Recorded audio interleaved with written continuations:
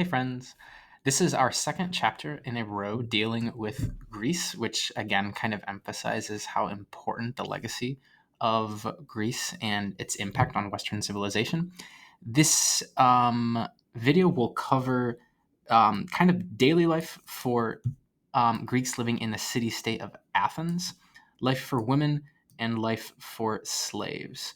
A real quick theme also present in this picture is we look at text to help us understand history, but often, like especially for ancient history, artifacts are a huge source that can tell us a lot about how people lived in the past and how they lived their lives.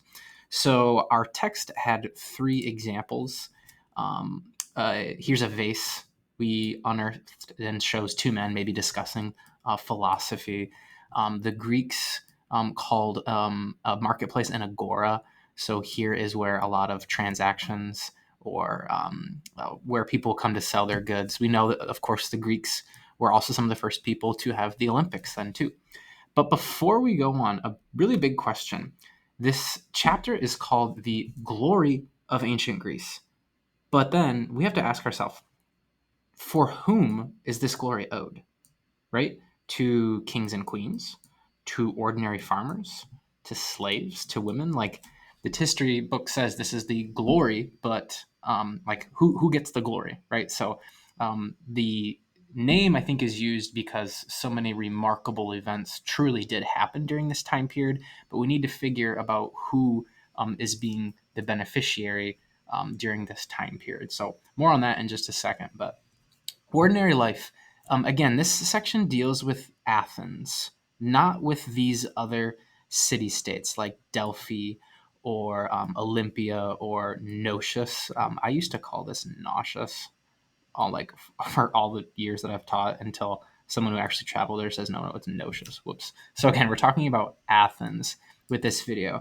You might remember Greece is very mountainous, and even though a lot of these city states look like they're close together, it was very difficult to get from one to the next. So each city state had kind of their own culture, which again comes back to the definition. We can call Greek city state a polis. So that's the Greek term for a city state. There are many differences among the city states, but one similarity that we can note is that the Greeks all spoke a common language and they referred to themselves as Hellenes. So, what about Athens? Well, what did they eat? Because that's what I want to know about. Bread for breakfast, cheese and olives, often added to the bread, fish and vegetables, wine, olives, meat if they're very lucky, and also probably rich.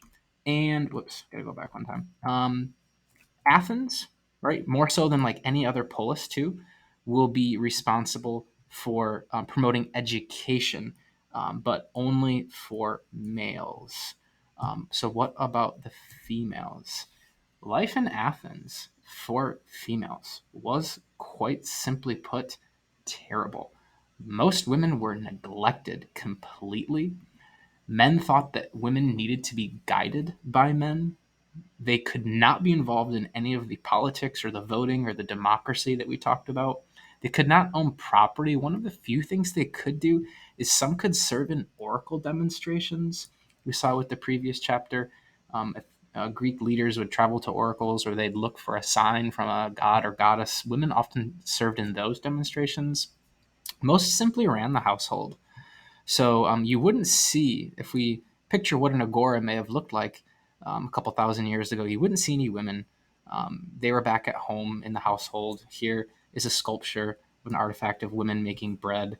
Here's a depiction of what appears to be a woman of means being attended by here another woman, a slave. And if we go back to like Pericles, what can we have a quote from him that shows how women were treated? He says, "The greatest glory belongs to the woman who is least talked about by men.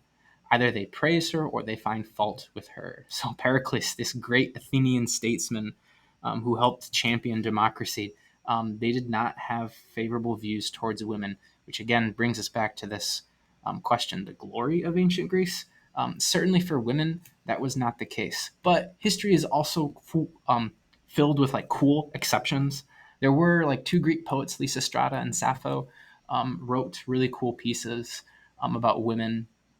back in the back in ancient Greece and the times that they lived. So, but these are exceptions. Most women have a very, very difficult life. And what was life like for slaves then too? As you can imagine, terrible. Who were they, and what was their life like? Many were non-Athenian, so oftentimes, an Athenian citizen or someone who had citizen wouldn't be a slave. Lots of times, they didn't have any rights or privileges, and most of the times they were captured in wars and then returned back to Athens. Then to here's again a vase of what we think is a slave balancing some kind of two vessels. I always get confused with this one because he honestly looks like he has a kind of a happy expression on his face. Um, but the vocab word will be servitude, the state of being a slave or completely subject to someone more powerful. And then, two, not based on skin color. Especially, I think, in the United States, lots of times we associate slavery in the past with someone of color, but that wasn't the case in Greece.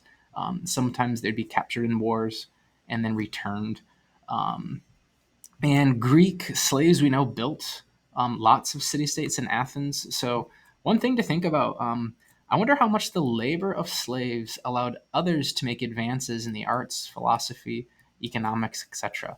So, for example, you have a workforce that's you don't have to pay, and they can do all the hard work while you can think about different things like the arts or philosophy. So, how much did the labor of these slaves?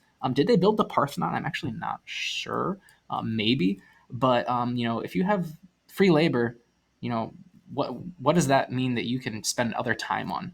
I think that's kind of interesting, and we can make a comparison. The White House was built almost exclusively by slaves in the late 1700s and early 1800s. So this building, we need to remember, was built by um, people of color. So the Greeks did it, and how much time did it save them to think about other things? Just something to conclude, to think about.